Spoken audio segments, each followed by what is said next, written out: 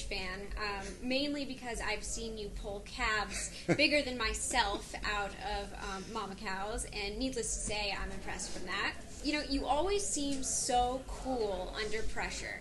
Is there any situation that you've ever really, made you sweat? Yeah, oh yeah.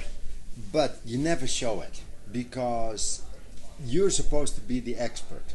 So if you would get flustered, see what it does to the animal owner, you could say it. So no, always keep your cool. And yes, many of these things you improvise on the spot because every situation is different. And yes, pulling a calf, there's not one that's the same as the other. So, I mean, you obviously have a great connection with farm animals, specifically. Do you think that they understand, where you're coming from, if they get that you're there to help them in any sort of way? No. Okay. Animals do not know that we're there to help them. In one of the shows, there was this cow, you have to catch him because he was trying to have a calf. Calf was upside down, Charles was there, and they tried to get away from you. Instead of pilgrims, you have what I like to call pilgrims. And so I wanted to know, what's the oddest animal ailment that you've come across from people that have made their way to your practice? The oddest ailment? Yeah. One time, there was a new baby in the house, and this bulldog liked the formula. Instead of licking the caps that will hold the milk in there, he swallowed them. I took 12 of those stoppers out. And I told the lady, I said, did you miss any? Yeah, she says, I didn't know where they were going. They were all in the dog. Yeah. How would you, tell people when to call you? When is it classified as an emergency? When an animal goes off feed, many times he's sick. Okay. Now, if he doesn't eat for a day, it can be that he got into something, and especially by us in the countryside, and they're not hungry. But if they lay around, if they don't eat, they don't want to look at you actually, they're sick. Now, sometimes it'll last a day. It all depends what the disease is. But if that lasts more than a day, definitely call us. Emergency, hit by cars, the twisted stomachs in the larger dogs, especially injuries, bleeding.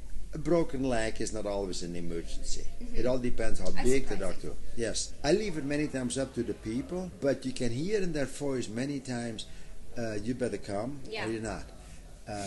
We had a couple EMTs, and he was working at his workbench, and one of those utility knives fell off the bench and hit the dog right by the ribs. No.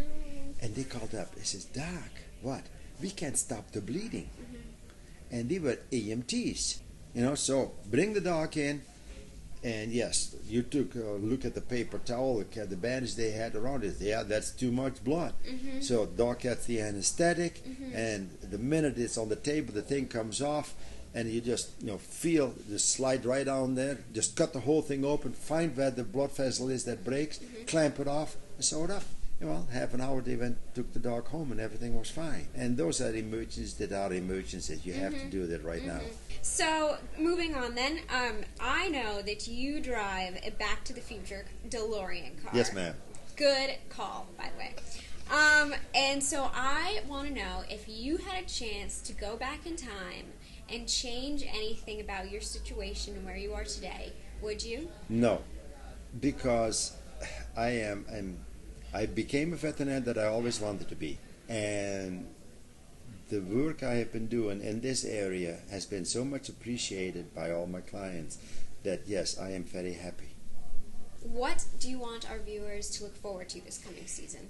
What I want them to look forward to is more of the same. We pulling calves, we rolling cows, we pulling porcupine quills probably, and just learn from it. We've got many calls from all over the United States, from farmers, from other people, that they learn so much from it. And yes, I have more other cars than the Back to the Future. Okay, I'm sure you do. Thank you. Thank you. Thank you so much, Dr. Brooke.